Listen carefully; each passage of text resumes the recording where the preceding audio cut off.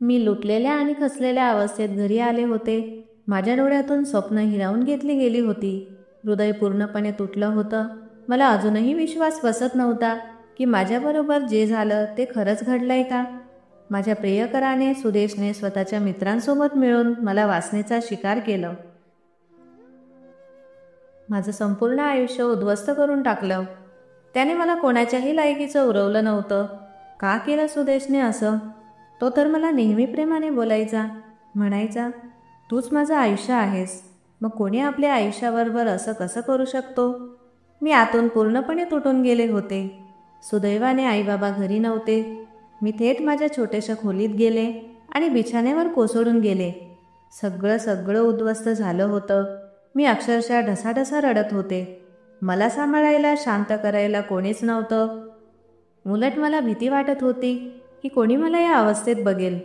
मी पटकन स्वतःची अवस्था सावरली आणि रडता रडता स्वतःला कसंबसं थांबवलं. कुठून एवढं धैर्य आलं होतं हे मला आजही समजत नाही. जेव्हा मम्मी घरी आली तेव्हा त्यांनी माझा अश्रूंनी ओला झालेला चेहरा बघून विचारलं, स्वामिनी, काय झालं? तू का रडत आहेस? तब्येत बरी आहे का? त्यांना सांगणं मला खूप कठीण जात होतं, पण माझ्या मनात विचार येत होता, आज जे काही माझ्यासोबत घडलं ते खूप मोठं आहे आणि जर मी ते लपवून ठेवलं तर तीही एक चूकच ठरेल. मला गप्प राहू नये, मला न्यायासाठी बोललं पाहिजे. पण त्याचवेळी माझी नजर आईच्या चेहऱ्यावर गेली आणि मी परत एका क्षणात तुटून गेले. माझी आई माझ्या सुखासाठी किती कष्ट करत होती. लग्नासाठी पैसे साठवत होती, चांगला मुलगा शोधत होती. जर तिला कळालं की मी आता लग्नाच्या लायकीची राहिलेली नाही, की माझं असं काही झालं आहे, तर तिच्या मनावर काय आघात बसेल.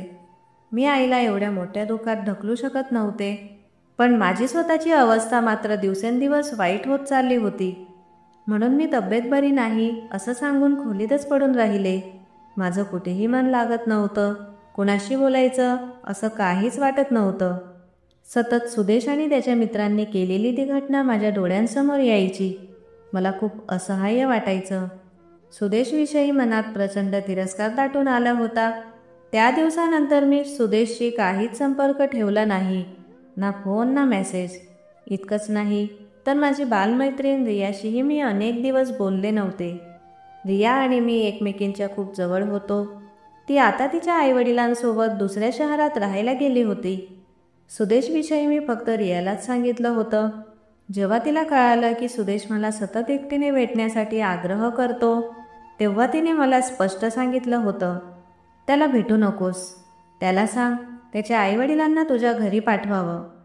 मी तिला सांगितलं होतं की तो तयार नाही. तेव्हा तिने खूप समजावलं होतं मला त्या मुलापासून दूर राहायला हवं. पण मी तिचं ऐकलंच नाही. सुदेशच्या प्रेमाच्या मोहात मी इतकी अंध झाली होती की तिच्या सगळ्या शब्दांना मी दुर्लक्ष केलं. आज मात्र मला माझ्या चुकांचा सगळा साक्षात्कार होत होता. असाच विचार करत असताना रियाचा फोन आला. जेव्हा मी तिच्याशी बोलायला लागले तेव्हा पुन्हा एकदा कोसळले. मनात आलं की तिला सगळं खरं सांगावं, पण काय माहिती. मी परत शांत राहिले, काहीच बोलले नाही. जर मी माझ्या इज्जतीबाबत गोंधळ घातला असता तर त्यातही बदनामी फक्त माझीच आणि माझ्या कुटुंबाचीच झाली असती. म्हणून मी सगळं गप्प राहून सहन करत होते. गेले काही दिवस माझी तब्येत सतत खराब राहू लागली होती. वारंवार उलट्या होत होत्या, चक्कर यायचे. मग मम्मी म्हणाली, तू खूपच अशक्त झाली आहेस, काही खाणंपिणं होत नाही तुझं, आज तुला डॉक्टरकडे घेऊन जाईन. पण मम्मीला तिच्या कामातून सुट्टीच मिळत नव्हती आणि मागील काही दिवस तर मला जोरदार तापही होता. तब्येत खूपच बिघडली होती. मम्मी म्हणाली, तू स्वतःच हॉस्पिटलमध्ये जाऊन चेकअप करून घे, औषधं घे. मला सुट्टीच मिळत नाही आणि संध्याकाळी घरी आले की अगदी थकून जाते. मम्मीच्या आग्रहामुळे मी हॉस्पिटलमध्ये गेले. डॉक्टरांनी तपासणी केल्यानंतर म्हटलं, तुमच्यासाठी एक गुड न्यूज आहे, तुम्ही आई होणार आहात. डॉक्टरांच्या त्या शब्दांनी माझ्या पायाखालची जमीनच सरकली. हे कसं शक्य आहे? मी पूर्णपणे तुटून गेले. हे कदापि होऊ नये असं वाटत होतं. समाज मला कधीच स्वीकारणार नाही. माझ्या आईवडिलांच्या मनावर काय आघात बसेल, मी कोणाला तोंड दाखवण्याच्या लायकीची राहिले नव्हते. सुदेश, तू मला संपवलंस, माझं सगळं आयुष्य उद्ध्वस्त केलंस. आता मी कुठे जाऊ? कुणापुढे माझं निरपराधत्व सिद्ध करू? माझ्यावर कोण विश्वास करेल? आता एकच मार्ग उरला होता, मृत्यूचा. माझ्या मृत्यूनंतर माझ्या आईवडिलांना नक्कीच खूप दुःख होईल. त्यांना मोठा धक्का बसेल हे मला माहीत होतं. पण या धक्क्यापेक्षा जर त्यांना माझ्या बदनामीबद्दल कळालं असतं तर कदाचित त्यांनी मला स्वतःच्या हातांनी संपवलं असतं. मी कोणाला तोंडही दाखवू शकली नसती. मी आत्महत्या करण्याच्या हेतूने हॉस्पिटलच्या बाहेर आले आणि एका गाडीसमोर अचानक उडी मारली. गाडी चालकाने मला वाचवण्याचा खूप प्रयत्न केला, पण त्याला ते जमलं नाही. गाडी मला जोरात धडकली. डोळ्यांसमोर अंधार पसरला. संपूर्ण शरीरामध्ये असह्य वेदना होत होत्या. मी रस्त्यावर कोसळले. तेवढ्यात मला एक अनोळखी आवाज ऐकू आला, पण त्यानंतर माझं भानच हरवलं. जेव्हा मी शुद्धीवर आले तेव्हा माझ्या बाजूला एक अनोळखी व्यक्ती बसलेला होता. तो वडिलांच्या वयाचा वाटत होता, पण व्यवस्थित कपडे घातलेले, देखणा आणि नीटनेटका दिसत होता. हे पाहून मला खूप दुःख झालं. मी जिवंत आहे हे जाणून. मी तर मृत्यूला मिठी मारली होती, पण मृत्यूच मला स्वीकारायला तयार नव्हता. माझ्या डोळ्यातून अश्रू वाहू लागले. तो माणूस माझ्या जवळ येऊन म्हणाला, तुम्ही ठीक आहात ना? आणि मी वेदनांमुळे पुन्हा डोळे बंद केले. मग तो म्हणाला, माझ्याकडे तुमच्यासाठी एक वाईट बातमी आहे. हे ऐकून मी पटकन डोळे उघडले. गेल्या काही दिवसात काहीच चांगलं घडत नव्हतं. आता अजून कोणती वाईट बातमी सांगतो आहे, असा विचार मी करत होते. पण तो माणूस ती बातमी सांगण्यात संकोच करत होता आणि जेव्हा त्याने ती गोष्ट सांगितली ते ऐकून मी पूर्णपणे स्तब्ध झाले. माझं नाव स्वामिनी आहे. मी एका गरीब कुटुंबातून आली आहे. वडील एका खाजगी ठिकाणी नोकरी करत होते. त्यांचा पगार खूपच कमी होता आणि भविष्यात काही विशेष संधीही नव्हत्या. अशा परिस्थितीत आईवडिलांमध्ये नेहमीच वाद होत असत, कधी खर्चाच्या कारणावरून तर कधी त्यांच्या एखाद्या इच्छेच्या अपूर्णतेमुळे. जसं मी मोठी होत गेले तसतसं त्यांच्या भांडणातही वाढ होत गेली. आई सतत घर खर्चामुळे रडायची. मग एक दिवस कोणीतरी आईला सल्ला दिला की ती स्वतःही काम करायला लागली तर घरच्या परिस्थितीत थोडा सुधार येईल. हे आमच्यासाठी चांगलंच होतं, कारण मी त्यांची एकुलती एक मुलगी होते. देवाने अधिक मुलं दिली असती तर त्यांचं पालनपोषण करणं अशक्य झालं असतं. सुरुवातीला आईने काम करण्यास नकार दिला, पण मग तिला जाणवलं की जोवर ती नोकरी करत नाही तोवर आमचं आयुष्य बदलणार नाही. नंतर तिने एका घरात काम स्वीकारलं. आई शिकलेली नव्हती, त्यामुळे तिला घरकामाचंच काम मिळालं. भांडी घासणं, झाडू पोछा करणं, असं सगळं. ती पहिल्यांदा तयार नव्हती. वडीलही तिला म्हणत, मी अजून मेहनत करतोय, तू घर सांभाळ, स्वतःचा आणि लेकीचा विचार कर. पण आईने ते ऐकलं नाही. तिला आपल्या इच्छा मारत आयुष्य जगायचं नव्हतं आणि जेव्हा तिला तिच्या मेहनतीचे पैसे मिळायला लागले तेव्हा ती दररोज कामावर जाऊ लागली. हळूहळू मी मोठी होत गेले. शाळेतून कॉलेजमध्ये गेले आणि देवाची कृपा होती की आमचं छोटंसं का होईना पण स्वतःचं घर झालं. गरजा पूर्ण होऊ लागल्या. आईवडिलांना म्हणायची, मी नसते तर आपण कधीच हे घर घेतलं नसतं, ही आरामदायक जिंदगी अनुभवली नसती, लेकीला शिकवलंही नसतं. वडील कंटाळून जायचे. ते आईला म्हणायचे, आता तू घर सांभाळ, माझा पगार आधीपेक्षा जास्त आहे. आई म्हणायची, नाही, मी काम सोडू शकत नाही. आधी स्वामिनीला योग्य मार्गावर लावायचंय, तिचं घर करायचंय, त्यानंतरच मी विश्रांती घेईन. तू फक्त काम कर. आणि माझंही स्वप्न होतं शिकून काहीतरी मोठं बनण्याचं, माझ्या आईवडिलांना आधार देण्याचं. त्यांनी खूप कष्ट केलं होतं आणि आता त्यांना सुख द्यायचं होतं. याच दरम्यान माझी ओळख सुदेशशी झाली. सुदेश माझ्या एका क्लास फ्रेंडचा भाऊ होता. एक दिवस त्याने आपल्या बहिणीकडून माझा नंबर घेतला आणि मग सतत मला कॉल मेसेज करू लागला.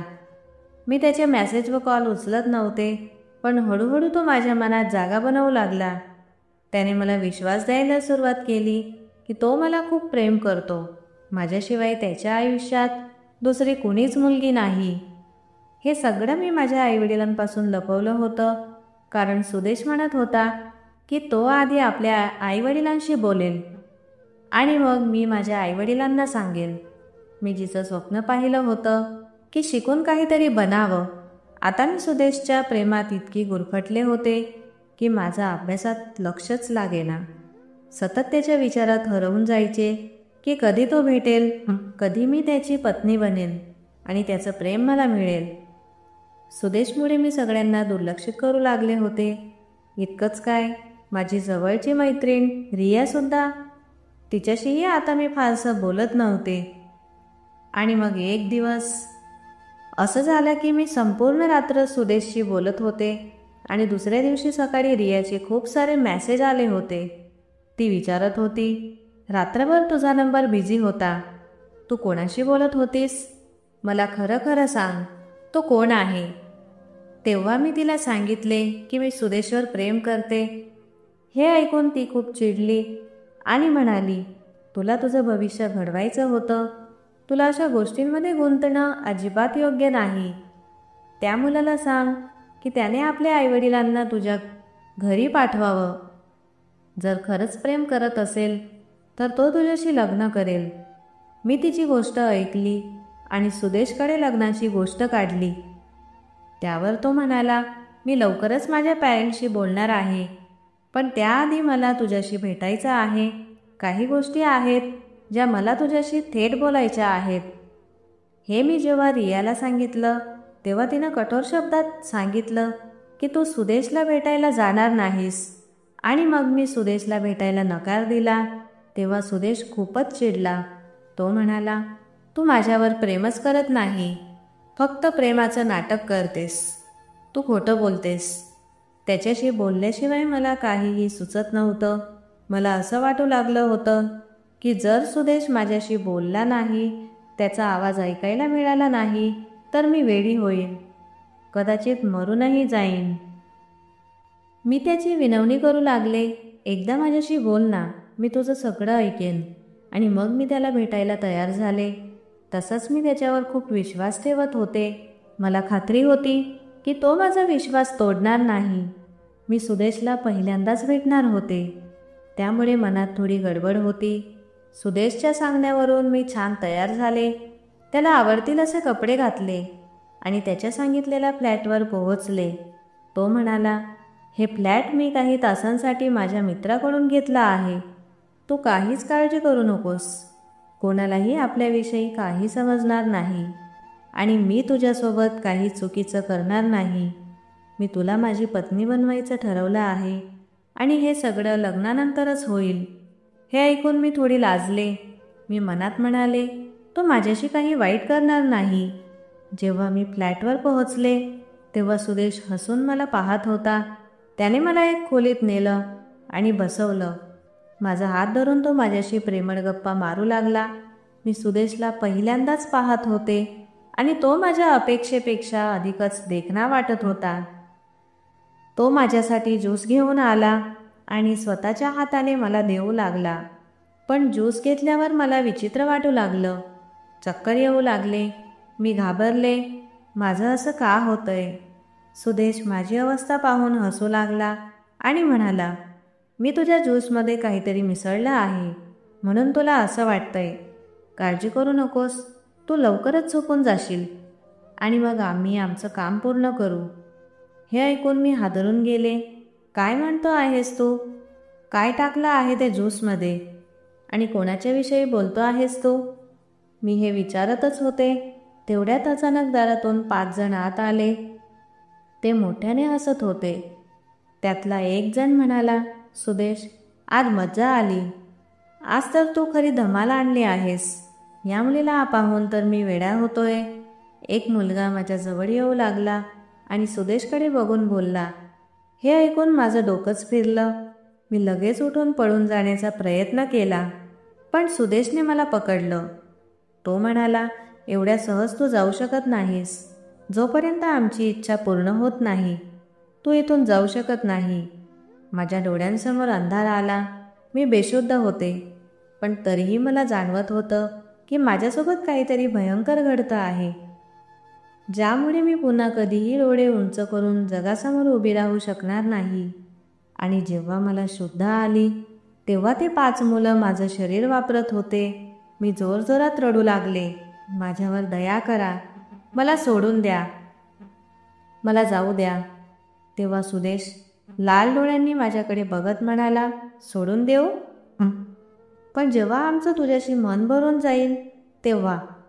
मी रडत होते, ओरडत होते, पण त्या लोकांवर माझ्या बोलण्याचा काहीच परिणाम होत नव्हता. जेव्हा ते सगळे थकले तेव्हा म्हणाले, आता तू इथून जाऊ शकतेस. आज तू आमचं मन खूप आनंदी केलंस. माझं शरीर पार थकलं होतं, इतकं की मला उठायचीही ताकद नव्हती. मी आपले कपडे घातले आणि लटपटत त्या फ्लॅटमधून बाहेर पडले. सुदेशकडून एकच भलं झालं की त्याने मला घराजवळ सोडलं, कारण त्याला समजलं होतं की मी घरापर्यंत पोहोचू शकणार नाही. मला कल्पना नव्हती की हा दिवस माझं आयुष्यच बदलून टाकणार होता. हा तो दिवस होता ज्यामुळे मी स्वतःच्या नजरेला नजर मिळवू शकत नव्हते. त्यांच्या त्या काळ्या कृत्यांमुळे माझ्या पोटात बाळ वाढू लागलं होतं आणि आता मी वेडसर व्हायला लागले होते की मी समाजाला काय तोंड दाखवणार. मृत्यूशिवाय माझ्याकडे दुसरा काही पर्याय नव्हता, पण मृत्यूही मला स्वीकारायला तयार नव्हता.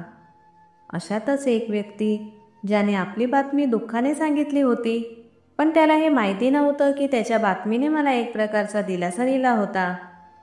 तो म्हणाला, या अपघातात तुझ्या पोटातलं बाळ गेलं आहे.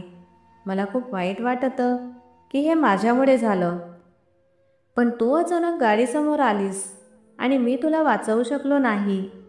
मी आतून आनंदी झाले होते की आता माझी शिक्षा संपली. मी हसत होते आणि त्याला आश्चर्य वाटत होतं. तो म्हणाला, काहीतरी गडबड आहे का?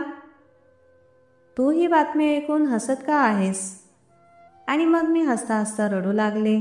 तो माझ्याजवळ येऊन बसला, हात पकडून म्हणाला, मला सांग, काय झालं आहे? तुझ्या डोक्यात काय चाललं आहे? आणि तुझ्या नवऱ्याबद्दल सांग. मी त्याला कॉल करतो आणि सांगतो की तू हॉस्पिटलमध्ये आहेस. तेव्हा मी त्याला सांगितलं की माझं अजून लग्न झालं नाही. तो आश्चर्यचकित झाला. मग म्हणाला, मग हे मूल कुणाचं होतं? तुझे आईवडील हे सगळं जाणतात का? मग मी ती गोष्ट जी मी माझ्या आईवडिलांपासून आणि मैत्रिणींकडून लपवली होती, त्या अनोळखी माणसाला रडत रडत सांगून टाकली. तो मला एकटक बघत राहिला. कोण होते ते लोक ज्यांनी तुझ्यावर एवढा अन्याय केला? तो खूप संतापलेला होता. त्याला वाटत होतं की त्यांना तो लगेच ठार मारेल. मी त्याला सुदेशबद्दल जे जे माहीत होतं ते सांगितलं. त्याचा चेहरा उतरला. तो शांत नजरेने मला बघू लागला. मग म्हणाला, मी तुझ्या घरच्यांना काही सांगणार नाही. फक्त इतकंच सांगेल की रोड क्रॉस करताना अपघात झाला. इथल्या डॉक्टर आणि नर्सलाही मी सांगून ठेवीन की ते कोणालाही काही सांगू नयेत. त्यांना गप्प बसण्यासाठी मी काही पैसे देईन. पण तू काळजी करू नकोस. तुझं हे रहस्य मी कोणालाही कळू देणार नाही. आणि जे लोक जबाबदार आहेत त्यांना मी त्यांची शिक्षा नक्कीच देईल. त्याने मला आपला नंबर दिला आणि म्हणाला, जेव्हा काही गरज वाटली मला सांग. आणि त्याने माझा नंबरही घेतला. मी तुझी काळजी घेत राहीन. तो माझ्या वडिलांच्या वयाचा होता, म्हणून मी त्याला नंबर दिला. त्याने माझ्या पालकांना कॉल केला आणि त्यांना माझ्याबद्दल सांगितलं. माझी आई मला पाहून रडायला लागली. म्हणाली, किती वेळा सांगितलं की रस्ता पार करताना काळजी घ्या. आता बघ कशी उगाच मोठी अडचण झाली. दुसऱ्या दिवशी हॉस्पिटलने मला डिस्चार्ज केलं आणि मी घरी आले. आता मी फक्त इतकाच विचार करत होते की या अपघातामुळे माझा एक मोठा प्रश्न सुटला. मी एका मोठ्या बदनामीपासून वाचले होते, पण आता पुढे काय करायचं? लग्नापासून स्वतःला कसं थांबवायचं? हे सगळं मी नंतर विचार करू शकते. सध्या माझी स्थिती अशी नव्हती की मी विचार करून स्वतःला पुन्हा त्रास देत राहावा. आणि मग काही दिवसांनी मला त्या व्यक्तीचा फोन आला ज्याने मला रुग्णालयात पोहोचवलं होतं. त्याचं नाव वनराज होतं. त्याने माझी तब्येत विचारली आणि मग म्हणाला, तुझ्या घरच्यांना कुठल्या गोष्टीचा संशय तर आला नाही ना? त्याच्या काळजीपोटी मी हलकंसं हसले. तो एक परका माणूस होता, पण तरीसुद्धा माझी काळजी घेत होता. बराच वेळ तो माझ्याशी बोलत राहिला आणि मग फोन कट केला. तेवढ्यात मला सुदेशचे मेसेज आले होते. हे पाहून माझा रक्ताचा थेंब थेंब उकळू लागला. आता त्याला पुन्हा माझ्याशी काय बोलायचं होतं? अजून काही बाकी होतं का मला बर्बाद करण्यात? मी त्याचा कॉल उचलला आणि त्याला शिव्या द्यायला लागले. तो मात्र हसत हसत म्हणाला, तुला काही मेसेज पाठवले आहेत, पहिले बघ आणि मग कॉल कर. मी त्याला जोरात सुनावलं, मी तुला कधीही कॉल करणार नाही. तुझा चेहराही मी बघू इच्छित नाही.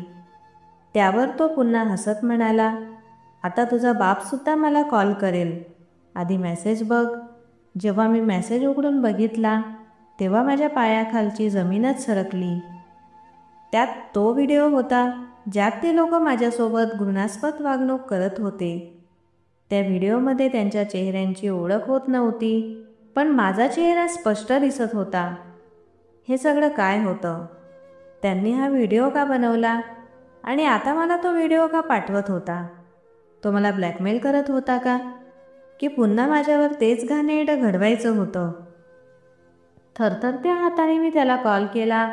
तो म्हणाला, कसा वाटला व्हिडिओ? मी रडत रडत म्हणाले, तू माझं आयुष्य उद्ध्वस्त केलंस. आता काय हवं आहे तुला? माझ्या आईवडिलांच्या नजरेत मला घालवायचं आहे का? तो म्हणाला, माझ्या मित्रांना पुन्हा तुझी आठवण आली आहे. कधी भेटशील आम्हाला? मी त्याला माझी परिस्थिती सांगितली.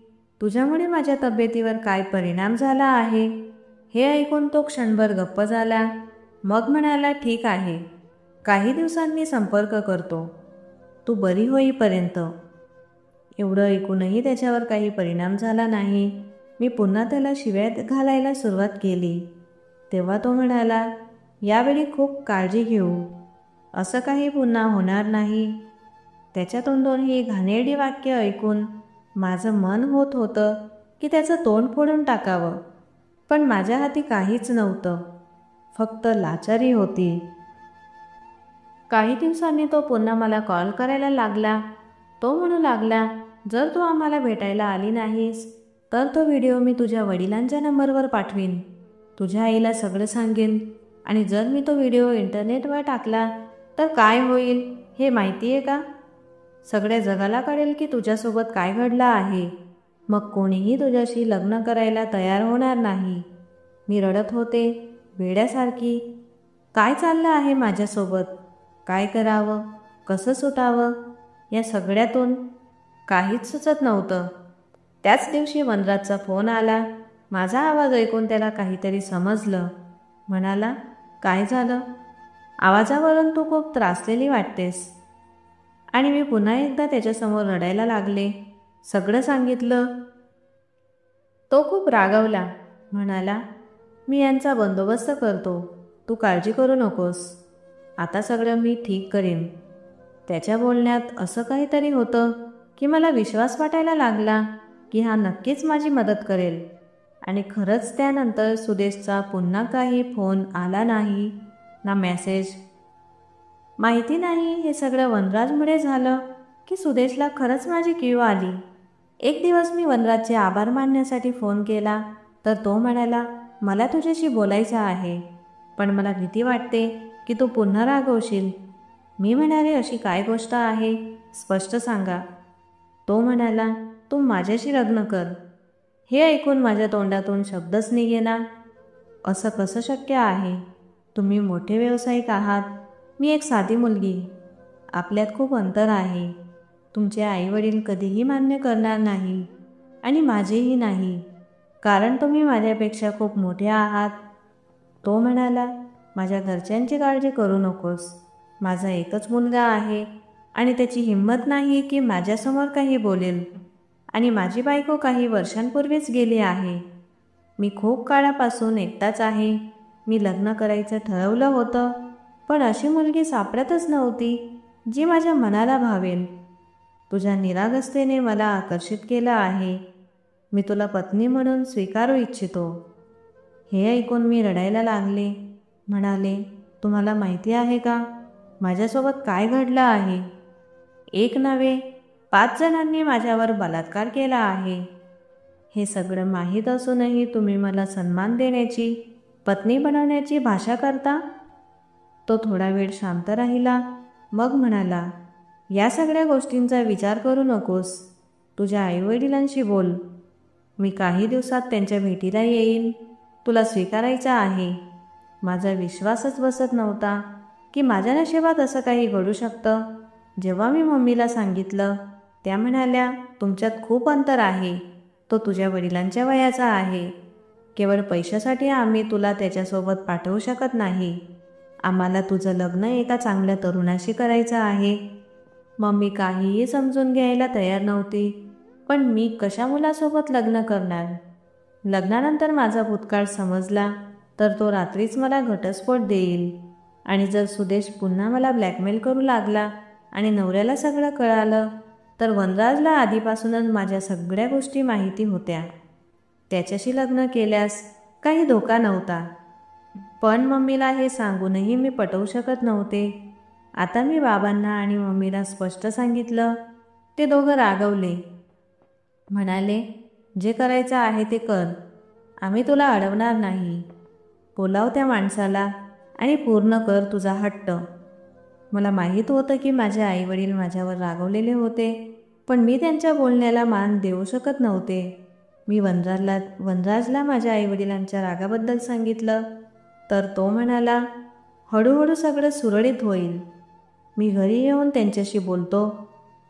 माझ्या आईवडिलांनी वनराजशी बोलल्यावर त्यांचा राग शांत झाला आणि एका आठवड्यातच वनराज मला आपल्या घरी पत्नी म्हणून घेऊन गेला. माझ्याबद्दल सर्व काही माहीत असूनही त्याने मला खूप सन्मान दिला, मान दिला आणि मी आनंदी होते की त्याने मला कधीही टोमणे मारले नाही. उलट माझं आयुष्य उद्ध्वस्त होण्यापासून वाचवलं. लग्नाला 3 दिवस झाले होते, पण अजूनही मी वनराजच्या मुलाला पाहिलं नव्हतं. मी त्याला विचारलं, आपला मुलगा कुठे आहे? दिसतच नाही. तेव्हा त्याने खोल नजरेने माझ्याकडे पाहिलं आणि म्हणाला, कदाचित माझ्या मुलाला पाहून तुला काही खास वाटणार नाही. त्याचं हे बोलणं मला फारसं आवडलं नाही. मी म्हणाले, तुम्हाला वाटतंय की मी तुमच्या मुलाशी सावत्र आईसारखं वागेन? माझं मन इतकं छोटं नाही आणि तुम्ही तर माझ्यावर एवढा उपकार केला आहे की ते मी कधीही विसरू शकत नाही. अशा परिस्थितीत मी तुमच्या मुलाशी वाईट वागेन असं कधीच होणार नाही. पण त्याने काही उत्तर दिलं नाही. ते मला हनीमूनवर घेऊन गेले. म्हणाले, तू नवविवाहित आहेस. तुझ्या मनात काही इच्छा असतील. माझं हे दुसरं लग्न आहे, पण तुझं पहिलं आहे. मी तुझ्या मनातील सगळ्या इच्छा पूर्ण करू इच्छितो. तुला इतकं सुख देईन की तू तुझं सगळं दुःख विसरशील. ते माझ्यावर खूप प्रेम करू लागले होते. मला स्वतःवर विश्वासच बसत नव्हता की मी इतकी नशीबवान आहे.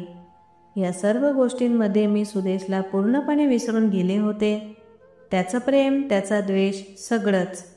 तो माझ्या हृदयातून जणू निघूनच गेला होता. पण कधीकधी जेव्हा ते जुने क्षण आठवतात तेव्हा हृदयात पुन्हा दुःख दाटून यायचं. तेव्हा त्यांनी अजूनही त्यांच्या मुलाबद्दल मला काही सांगितलं नव्हतं. ना त्याचा फोटो दाखवला, ना त्याच्याशी ओळख करून दिली. म्हणाले, जेव्हा आपण परत जाऊ तेव्हा तुला सगळं समजेल. खरी गोष्ट समोर येईल. त्यांच्या बोलण्याने मी चकित झाले. पण मला काय माहीत होतं की एक वादळ माझी वाट पाहत होतं. जेव्हा आम्ही हनीमूनवरून परतलो तेव्हा त्यांनी मला त्यांच्या मुलाशी ओळख करून दिली. त्यांच्या डोळ्यात आपल्या मुलासाठी प्रेम नव्हतं, अभिमान नव्हता, केवळ तिरस्कार होता. आणि त्यांच्या मुलापुढे उभं राहून मी अक्षरशः हादरले, कारण तो मुलगा दुसरा कोणी नसून तोच सुदेश होता. त्याला समोर पाहून माझं रक्त गोठलं. चेहरा फाटकळ झाला. तोही खाली मान घालून उभा होता. माझी अवस्था पाहून माझे पती काही वेळ माझ्याकडे शांतपणे पाहत राहिले आणि मग म्हणाले, तू तुझ्या खोलीत जा, आराम कर. मी शांतपणे खोलीत गेले. माझ्या मनात विचाराचं वादळ सुरू झालं होतं. काय माझ्या पतीला माहीत होतं की हे सगळं सुदेशने केलं आहे? आणि जर माहीत होतं तर त्यांनी माझ्याशी लग्न का केलं? आणि जर सुदेशला माहीत होतं की त्याचे आईवडील माझ्याशी लग्न करत आहेत तर त्याने त्यांना थांबवलं का नाही? असे प्रश्न होते जे मला वेळ लावत होते. त्या रात्री जेव्हा माझे पती माझ्या खोलीत आले तेव्हा मी त्यांच्यापुढे जोरजोराने रडू लागले आणि विचारले, आपल्याला हे माहिती आहे का की ते सगळं सुदेशने केलं आहे? मी रडत रडत विचारलं. ते म्हणाले, हो, हे मी त्याच दिवशी समजलं होतं जेव्हा तू हॉस्पिटलमध्ये होतीस. मी विचारलं, मग तरीही तुम्ही माझ्याशी लग्न करण्याचा निर्णय का घेतला? ते म्हणाले, कारण तुझं आयुष्य माझ्या मुलाने उद्ध्वस्त केलं होतं. मी सुदेशला समजावलं, त्याला सांगितलं की त्याने तुझ्याशी लग्न करावं, पण त्याला माझं बोलणं कळालं नाही. उलट तो नंतरसुद्धा तुझा ब्लॅकमेल करत राहिला आणि त्या दिवशी मी त्याला खूप मारलं, त्याला पोलीस ठाण्यात टाकण्याची धमकी दिली. तेव्हा कुठे त्याला अक्कल आली आणि त्याने तुझा पाठलाग थांबवला. मी त्याला सांगितले की त्याने तुझ्याशी लग्न करून तुला सन्मानाचं आयुष्य द्यावं, पण त्याच्या डोक्यात ही गोष्ट शिरलीच नाही. मला असं वाटत नव्हतं की कुणाच्या शापामुळे माझ्या मुलाचं आयुष्य बर्बाद व्हावं. म्हणूनच मी तुझ्याशी लग्न केलं. पण काळजी करू नको, तुला सुदेश पुन्हा कधीच दिसणार नाही, कारण मी त्याच्या वेगळ्या घरात राहण्याची व्यवस्था करून टाकली आहे. आता त्याचं नातं फक्त माझ्याशी राहिलं, तुझ्याशी नाही. तो कधी तुझ्यासमोर येणार नाही, ना कधी तुला काही बोलेल. आता तोही आपल्या केलेल्या वागणुकीवर लाजतोय. तो तुझ्या समोर डोकं वर करून उभा राहण्यालायक राहिलाच नाही. ज्या मुलीने त्याला आपल्या मित्रांसोबत मिळून बर्बाद केलं, तीच मुलगी आता त्याच्या घरात त्याची सावत्र आई बनून राहते. सांग ना, यापेक्षा मोठी लज्जास्पद गोष्ट त्याच्यासाठी काय असू शकते? आता तो आपल्या त्या मित्रांसमोर कधीच डोळे उचलून पाहू शकणार नाही आणि हीच त्याची शिक्षा आहे. त्याच्यासाठी ही शिक्षा पुरेशी आहे की त्याचा स्वतःचा बापही आता त्याच्यापासून दूर झाला आहे. मी माझ्या नवऱ्याला बिलगून रडू लागले आणि म्हणाले, तुम्ही किती महान आहात, माझ्यासाठी इतकं केलं, स्वतःच्या मुलालाही स्वतःपासून दूर केलं. ते म्हणाले, माझ्याही आयुष्यात एक चूक झाली होती. मी एक मुलगी सोडली होती आणि तिने आत्महत्या केली होती. जेव्हा तू मला भेटलीस आणि तुझी कहाणी सांगितलीस तेव्हा मला तुझ्यात तीच मुलगी दिसली आणि माझ्या मुलामध्ये मला स्वतःचं प्रतिबिंब दिसलं. आजही मी त्याचा पश्चाताप करतो. मी नाही इच्छित की माझ्या मुलांचं आयुष्यही पश्चातापात जावं. आता तो बदललाय आणि कधीच पुन्हा कोणत्याही मुलीसोबत असं वागणार नाही. माझ्या नवऱ्याचं बोलणं अगदी खरं होतं. सुदेशने माझी माफी मागितली होती आणि त्यानंतर तो पुन्हा माझ्यासमोर कधीच आला नाही. तो केवळ ऑफिसमध्ये बाबांना भेटायला यायचा किंवा जर कधी घरी यायचा तर फक्त ड्रॉइंग रूमपर्यंत राहायचा. तो माझ्यासमोर नजर उचलण्याच्या लायकीचाच राहिला नव्हता आणि मी खुश होते की माझं आयुष्य उद्ध्वस्त होण्यापासून वाचलं. मी एका मोठ्या घरात सुखाने राहत होते. असं घर, असं आयुष्य, याचं मी नेहमीच स्वप्न पाहिलं होतं आणि ते स्वप्न आता खरं झालं होतं. पण एक गोष्ट मात्र निश्चित, मी सुदेशला कधीच माफ करणार नाही. तर मित्रांनो, आशा करते की तुम्हाला आमची ही कथा नक्कीच आवडली असेल आणि जर ही कथा आवडली असेल तर कमेंट बॉक्समध्ये कळवा आणि कृपया व्हिडिओला लाईक करा, चॅनलवर सबस्क्राईब करा. आपण पुन्हा भेटूया नवीन कथेसह. धन्यवाद.